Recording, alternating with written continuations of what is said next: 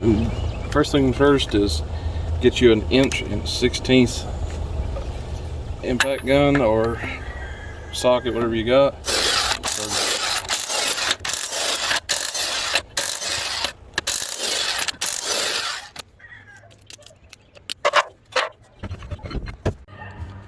Alright, so your first order of business is you got a set of pins here and down here that you're going to have to knock out. So you need your hammer and chisel and just go ahead and get to work. I usually work it one at a time, get it to fold under.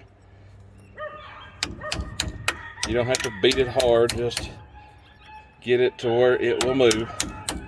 Now, you can go at this point opt to go ahead and replace the pins as a set. Costs about $5-6 a set if they're in bad shape.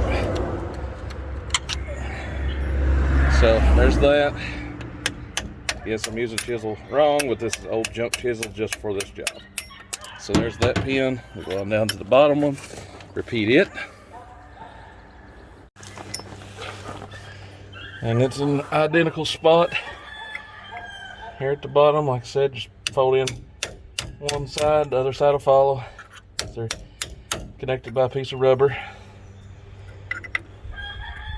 It doesn't take much to replace these pins. I do recommend greasing them though when you put them back in. It keeps them from seizing up or anything. So we'll go ahead and get that out of the way.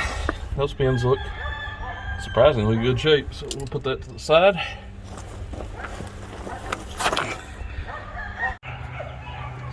Alright, so we went ahead and got our caliper ready to remove, so we're going to go ahead and pull it off. Sometimes they'll wiggle right off, sometimes they're a little bit tighter, but do not let it just hang by your rubber line up here, because there's a chance you could break the rubber line or the metal line attached to that, and then you're really up the creek. So now you got this dust cap in here that you're going to have to remove. Maybe perhaps we should remove it before we take off the caliper, just a guess.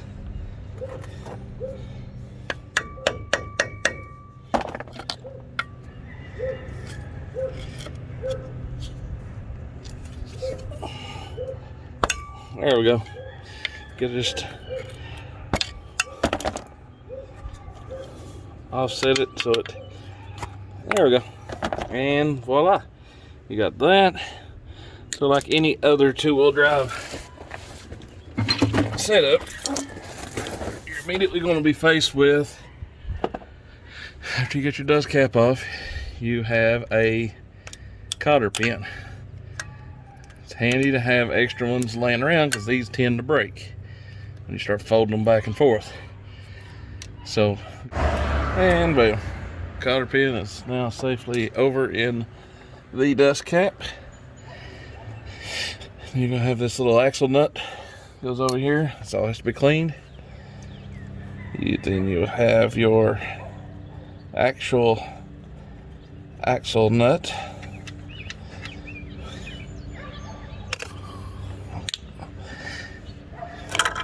And then you'll have your outer bearing come out. It's a great time to go ahead and repack it, guys. Might as well, since you're gonna have it all apart anyway. And then, bam, voila, whole hub assembly comes out ready to work on.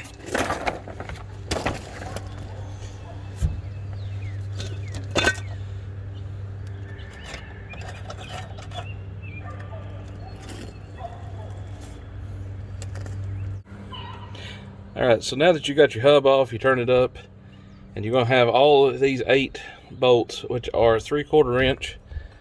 So you want to go ahead, and you might have to even clean each one off, but we'll just go with it. And looks like my rotor was starting to crack. So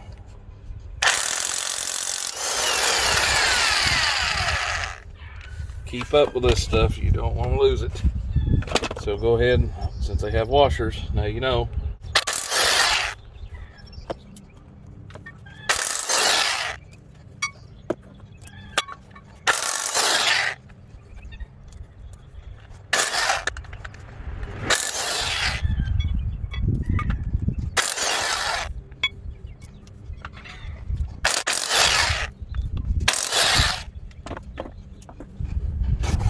So now, wiggle it loose, your brake rotor will come loose.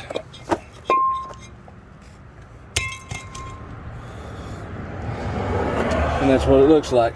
Now, this is a great time to pull this all apart, replace your wheel bearings if need be, to go ahead and re-grease them as need be. So let's go ahead and grab some paper towels.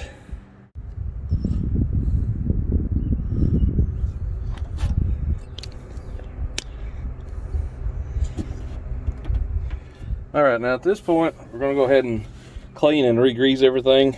So just use some brake cleaner, break up all this old grease, use some clean paper towels, go through.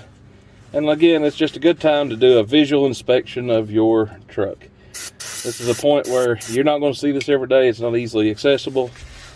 I mean, it is, but it ain't. It's not hard to get to, but it's not something you would do every other week, unless you're neurotic. But anyways, make sure your bearing surfaces are in good shape, that there's no cracks or pits, or God forbid, rust. It's a great time, like I said, to go clean everything up. And then come down here, get some fresh paper towels, and go ahead and clean as much of the old grease out of that assembly as possible. Now, you're going to have a dust seal there. I do not have a new dust seal, so we're not wanting to disturb that. We're just wanting to clean out what we can easily access, throw some fresh in there as far as the grease goes, and that way we can say we at least did something with it maintenance wise. It'll probably take you about 2 hours to do all this if you run into problems, or if you're like me and you're just slow as heck to do stuff. So I don't like just grabbing globs of grease like it, because then, yeah, it makes me a pansy, but at the same time, I don't like it because grease spreads. It's like anti-seize and COVID spreads without you even knowing. But anyways, so that side's done. We'll roll it over on my little mat here, and we will clean up this side as good as possible, because you don't want any dirt or anything getting in your bearings, or it'll toast them real quick for you. So if you got any cleaning to do, try to do it with a shop vac if you got it, or you know, what have you, as long as you're not getting reintroducing fresh dust and dirt in here. Let's see here. And as far as grease, I got the stuff, had it on the shelf, whatever Auto Guard is, high temperature lithium. It won't just easily wash out. It says the dropping point's 500 degrees, specifically for disc brake wheel bearings. So what we're doing is just grabbing a big old glob of it. I don't have gloves. That'd be great if I had gloves so I could just rip them off, but basically just sticking it back in here so that when this all goes back together, it has fresh grease. Now that outer wheel bearing, we will actually repack that, and I will show you how to do that in just a moment. But for the moment, we are just cleaning and doing due diligence and housekeeping and all that good stuff, because just because you're a mechanic doesn't mean you can't practice good housekeeping skills. Put the grease there for a moment and get it off my fingers. Instead of spraying that, that's a no-no. So we're going to go ahead and spray it on a rag and wipe the rag around. Make sure that that dust seal is clean so that nothing gooey and ooey and all that good stuff is on there. And the premise is you keep doing this until your rag comes up clean. And if your rag ain't coming up clean and stuff from right here, you got some problems. Again, we're cleaning the dust seal so it'll do its job, keep dirt and grime out. And if we have to, we'll dip our finger in here and get that. So now that's cleaned as much as I can and will deal with it. So at this point in things, alright, so now we got a little bit of a new thing here. We got a brand new brake rotor. Okay. Now the fun begins where you have to clean it. We'll clean it once it's all bolted and mounted up, ready to go. So we'll take that, line it up, and what I'm going to do is take me a little bit of grease, wipe it around each of the bolts, help keep it from seizing. You can overdo anything. Like I said, just a little dab. So a dab and a drop will do you. So anyways, just drop it in there. Now don't just torque these on. What you want to do is finger tighten and get you about 4 or 5 threads in there so that you don't cross thread. That's the premise of what I'm doing.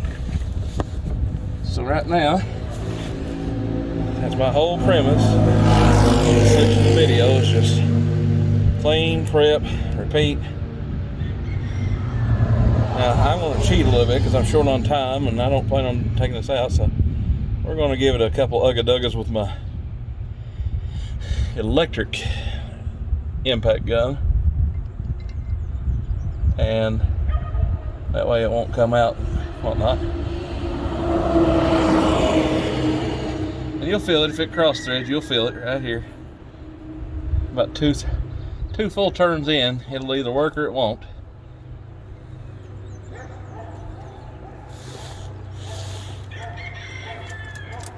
Now we can bring all these over here, start greasing and pre-threading them and getting them ready.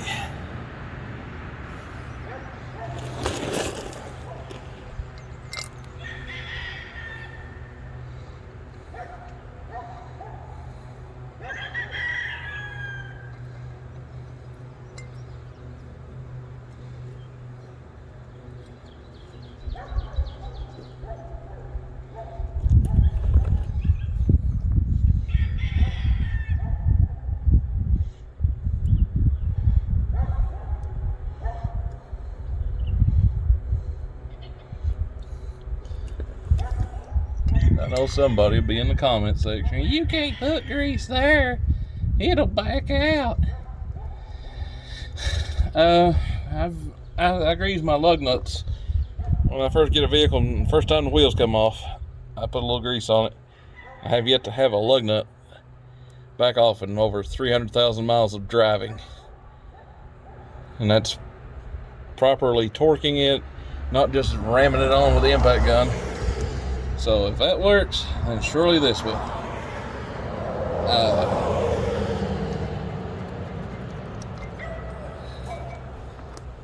There's always the Nazis. You got to do it this way, and I know the only way to do it because I'm the smartest and the brightest. I'm just a country guy. I know a lot of my guys that watch my channel regularly. Apparently, I sound like a cross between Hank Hill and Eugene from The Walking Dead, and that's cool. And right there we go. If that's what I sound like, then I guess hell, that's what I sound like. Can't be that annoying of myself. I have a kid.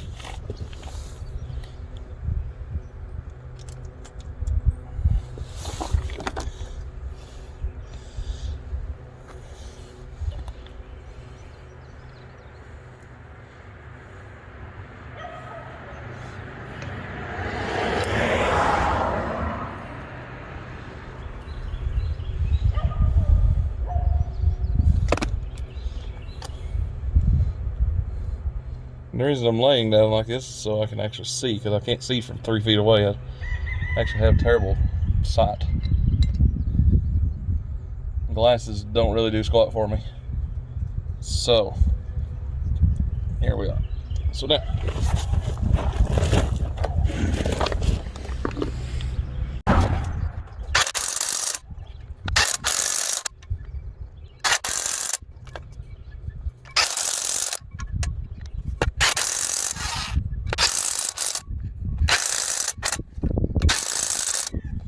There you go. So again, with the grease, 2 fingers as applied, and just like I said, just stick it up in there, get it all up in there. When it comes to greasing wheel bearings, you can't put too much new grease in there. They love it. So yeah, go ahead and just grease everything nice and neat. Now at this point, we're also going to kick over. We're also going to hit that stub over there and put some grease around it, because why not, right? Plus it helps it keep from marring everything over. So yeah, just like when you were 14, guys, just a little bit will do you. Go a long way, but just like you was 14 again. So now, rotor and the hub is ready to go on with a new rotor, and we'll go from there.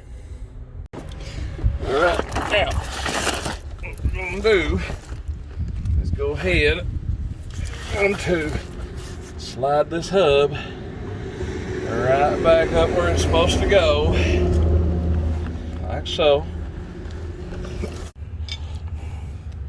This is your old outer wheel bearing. If it's still good, simply clean. A little bit of gasoline does this job a lot faster and better, but for the sake of the video, we're using the copious amounts of brake fluid that I bought up a while back. So go ahead and just clean that. New paper towel time. You can dedicate a roll of paper towels to this job, because it's all nasty. Now, go through and clean as much of that out as you can. Another reason I'm wanting to reuse these bearings, it's right there, baby. Made in USA.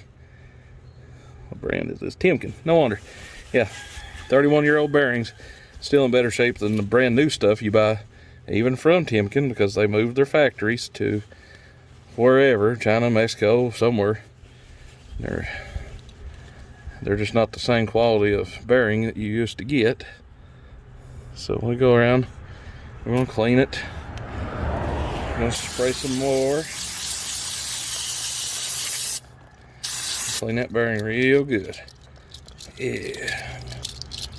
Hear that? Now they're a little bit loose in there, but it's a 1-ton truck. It ain't a little tiny car. So now,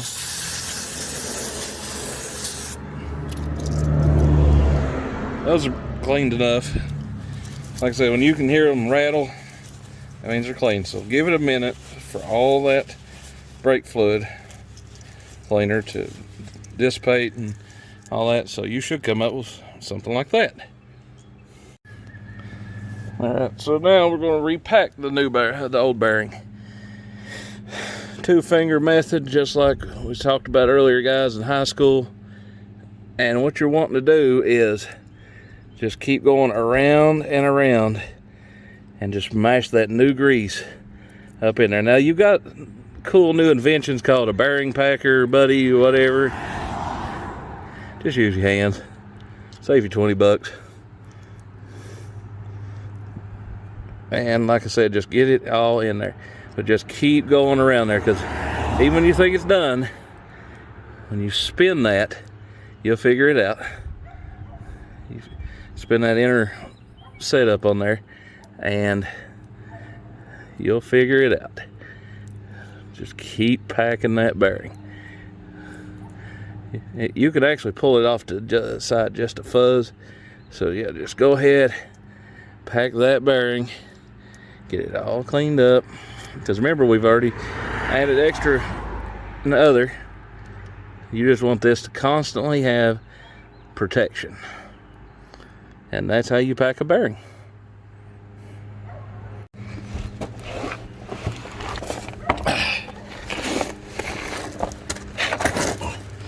Now, since we've cleaned everything out, we're going to slide the bearing in. Taper it in, goes in.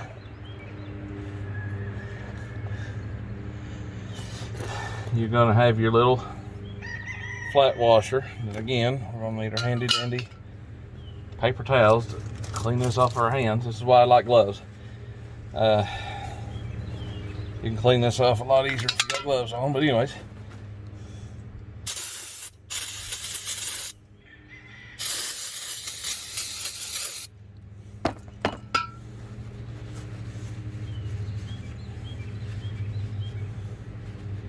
And it's actually keyed, so it's only going to go on one way. So this is where you gotta be a big boy, lift it all in, push it up, push that bearing back so that your washer could fit in there. At this point, it's just that's the opposite of how you took it out. Now, and here's our handy dandy nut. Again, I'm going to spray it off.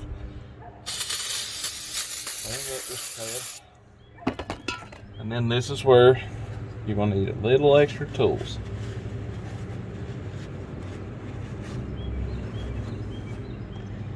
So you're going to push everything in. And again, if it tries to cross thread, you'll know it within a time or two turning it around.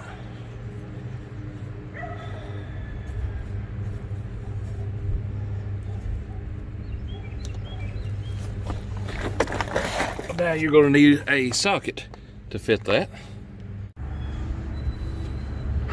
Alrighty, so we're going to need a socket that'll fit that particular nut that we just put up in there. And survey says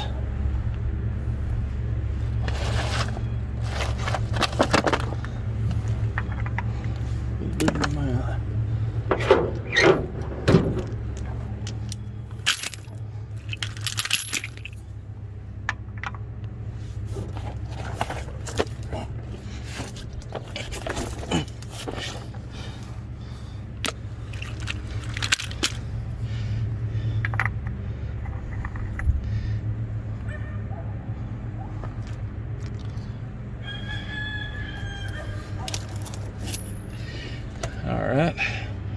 Before you stick a big dirty socket up in there, make sure you clean it just a bit, just to make sure. There you go. 1 16" inch socket fits that nut. So now, what we're going to do is we're going to use our breaker bar, tighten that nut up, and then we're going to try to spin it. That hissing sound you hear, it's actually a dust cap back here touching from where the caliper's at the top. So we'll push that back, and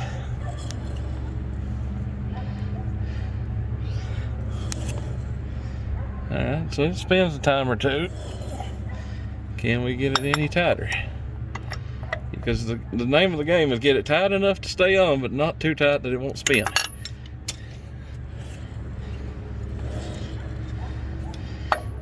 So if it's spinning freely, you just keep cranking down.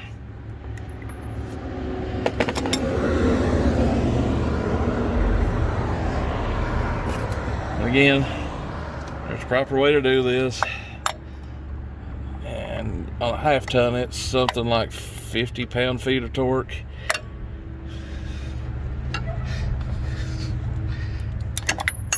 you tighten it down, spin it. If it's spinning, we'll say this hole here, if it spins more than one time freely, you're pretty good. So yeah, you can still tighten it down just a fuzz.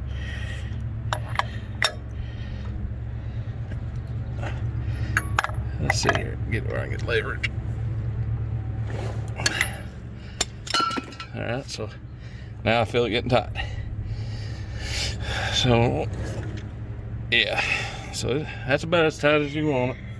And then you back it up just to back it off a 1/8 of a turn or so.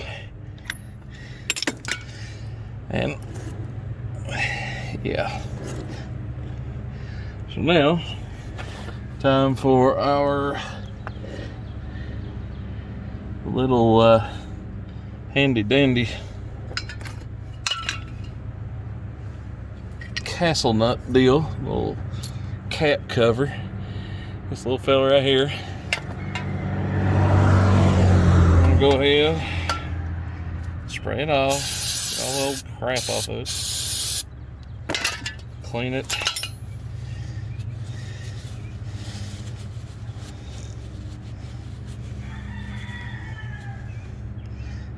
Stick it on over the nut.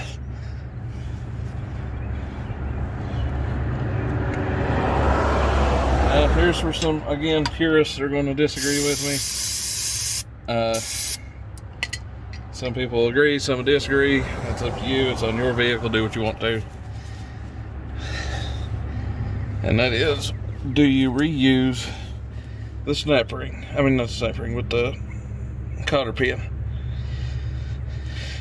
Generally, if I have extras on hand, no. It can just go stick it. Generally. But if you don't have one, there we go. You'll have to find your hole. Juvenile humor. You're gonna love it. Alright, so we now know that the hole is right there. So we're gonna try to stab this right back through the way it came.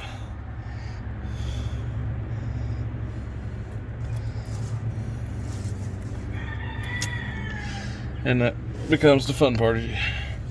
You might have to move things around just a fuss to get it to line back up for you.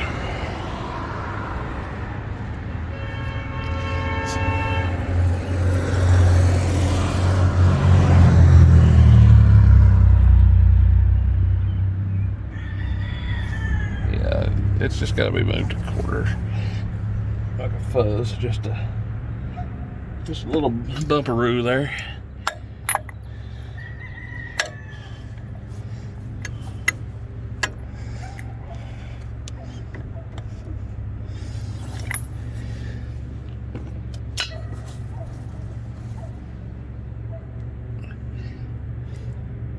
Just to realign that so that the hole's not covered by one of these little fingers that's on the end of that. Alright, so now I had to straighten my cotter pin out. So now you want to come in and you want to, in my case, I bend them in opposite ways. That way if one breaks off, they both 50% will still be on there. You can usually just reach in and do that. If they're not turned, so anyway.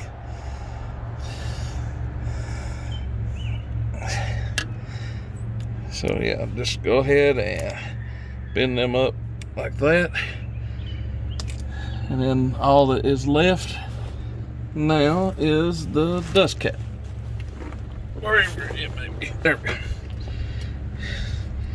And again, we're going to clean it. Make sure that all the old grease and dirt and such that's fell down in it since we've been working doesn't get reintroduced into the system.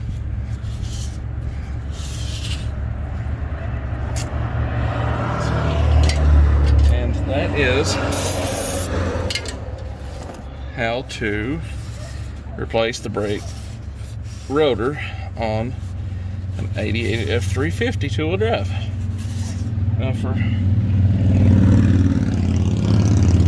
the sake of, I will put some grease back in, because again, it never can get too much, so I'll put some back in the end of it there.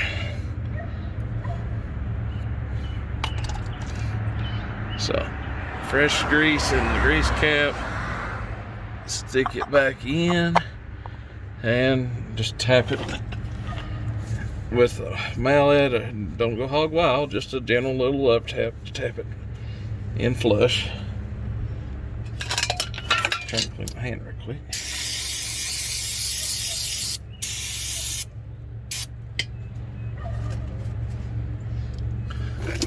And now come in with your mallet and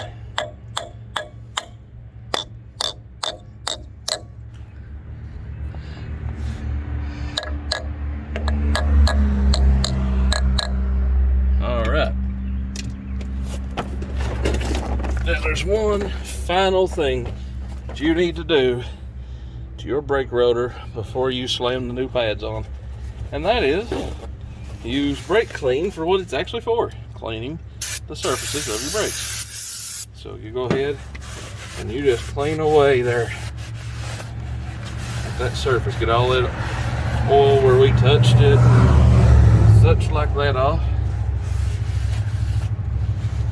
and then you're going to go back and do it on the back side. You only, at this point, the reason I do a final wipe down instead of one before is because you're always touching it. So now, clean it again,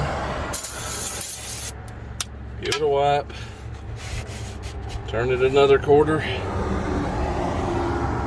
do the same thing.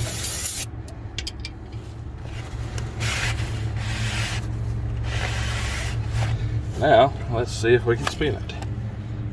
Yeah. So there's the brake rotor replacement portion. What we're going to do is we're going to get our tube of grease, clean out this little channel here. Don't need a lot. And we're just going to put some grease in there so them pins can slide and move as they need. So even that little foot there. And we're going to repeat that on the top side.